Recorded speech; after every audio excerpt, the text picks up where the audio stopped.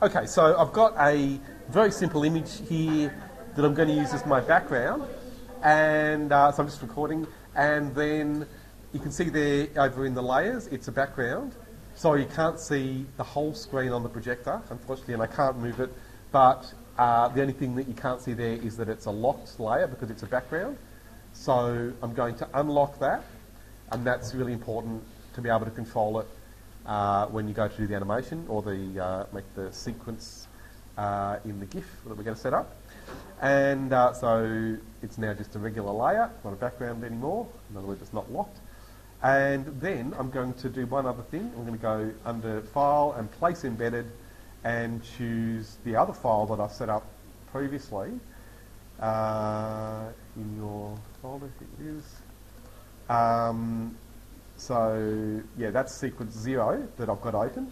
So that's my starting point. And then I've made another one called sequence 1, which is actually the original photo where the person is still there. So what I did previously, so I'll just finish that. So previously I modified the background to take this person away. And then I've also added another layer previously of another person that I want to add. So this animation we want is to have these two people coming in and giving a bit of, or activating the space in a way. But while I'm at it, I'm just going to adjust this person to make the position a bit better and make it more in line. Maybe this side's even better, but I want them looking at the same area. I don't know. Maybe I'll get a better person later, but that'll do for now. Okay, so I've got the setup I want. I'll probably try and do shadows, but I'll worry about that later. So, and actually, so it's kind of interesting. You don't always need directional shadows. So this space is largely lit by ambient light. So that's another thing to think about when you're doing putting in entourage. We'll come back to that as well later. So yeah, got the layers set up, and then I'll turn off the two layers on top so you can see the background, and then we're going to go to the window menu and choose timeline. So that's the tool you can use to make animation in Photoshop. Later, if you want to try Premiere, it will give you more options for animation, and of course, being a video editing program, lots of other options for editing to different formats, but to make a GIF, this works really well. So here you've got the button Create Frame Animation. I'm just going to click there, and then we get the timeline. And at the moment we've just got the one layer, so I'm going to click on the little button underneath. I don't know what that button is called.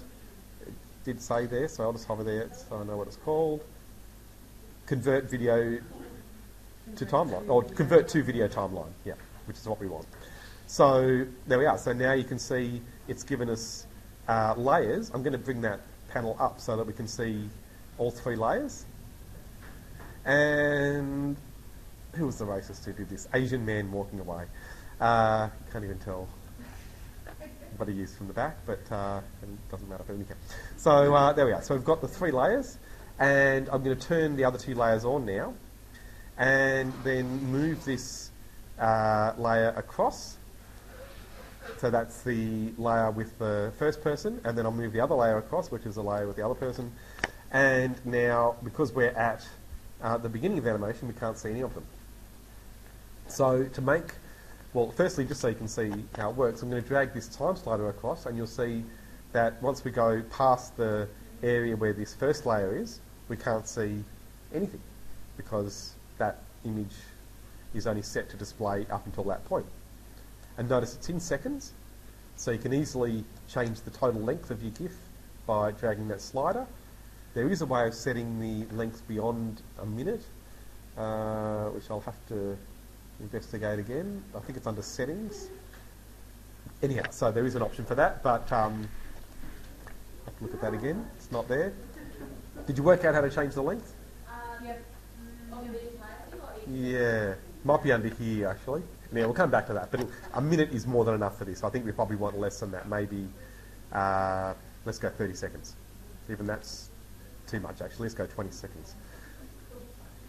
Okay, but then what you do get under settings is the option to loop playback, and I'm going to set the resolution, oh no, that's just in, and that's just within the thing. I think the GIF will automatically loop anyway, but I'm going to set it to loop there as well.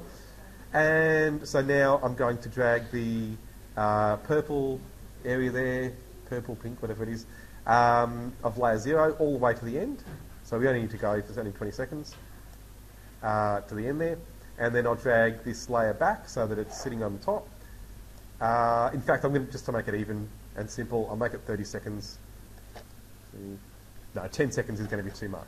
I like to do 20, let's try and do 21 seconds roughly, so it's about 7 seconds a frame.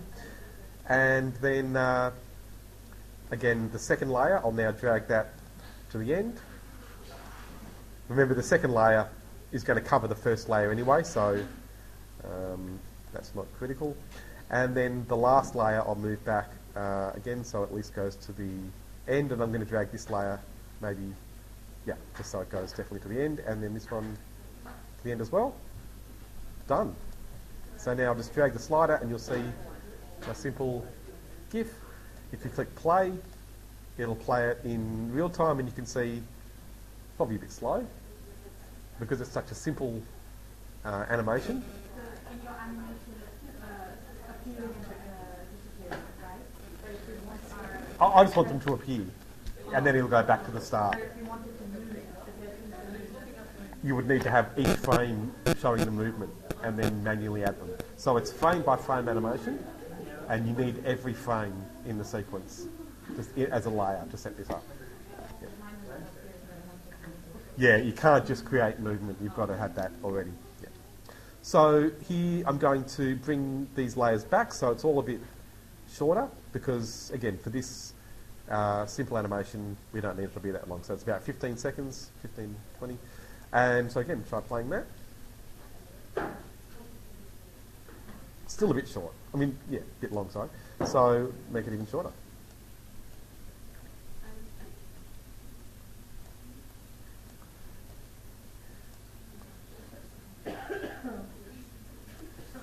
Okay, so that's it. And let's try again.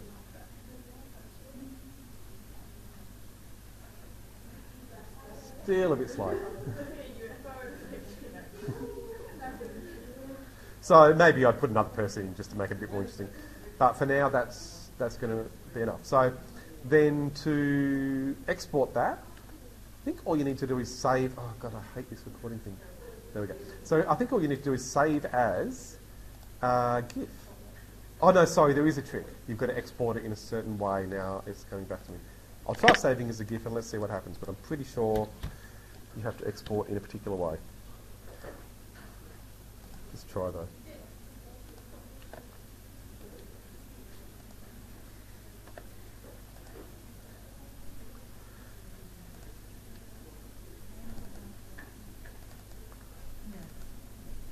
So there's my GIF file. Just to test it, I'll open it with something that should show the animation. And yeah, not working. So yeah, there is a trick. You've got to export it in a certain way. I had this happen before. So you go to Export under File and Save for Web Legacy. You would never guess it, but that is, I'm pretty sure it's the option. Save to Web Legacy.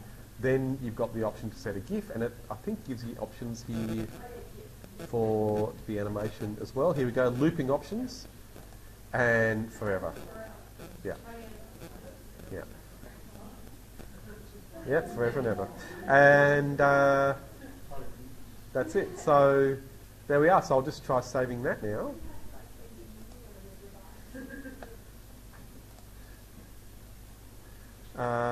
So again, just choosing a folder.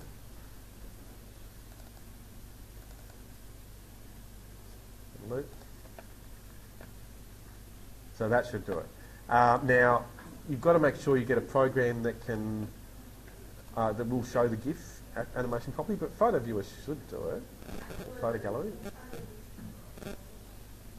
No, it doesn't.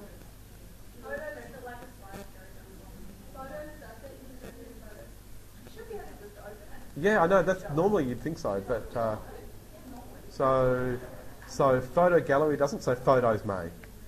Let's try that. There we are. It is. Yeah, it says the program. Okay. So There we are. that's also a good safety when you're presenting it. You're using PowerPoint or